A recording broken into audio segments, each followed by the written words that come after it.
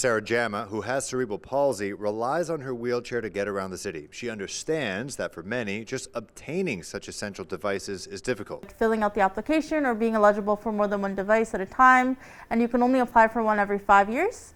Also, usually if you have one device, it's really hard to get a second device. Like anything else that's mechanical, they break. The provincial assistive devices program helps pay for equipment, but Jama says some users still aren't off the hook financially. Assistive devices are not covered through the Canada Health Act.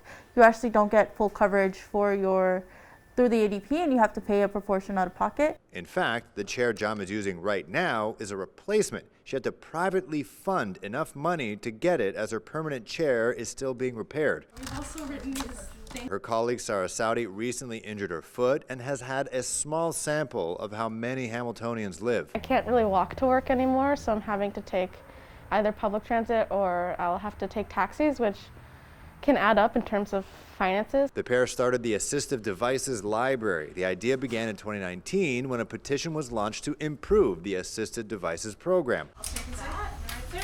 On the first day of donations, the group have already collected a couple of walkers, many crutches, and some walking boots. We'll be able to lend out these equipments for a period of 6 weeks or more.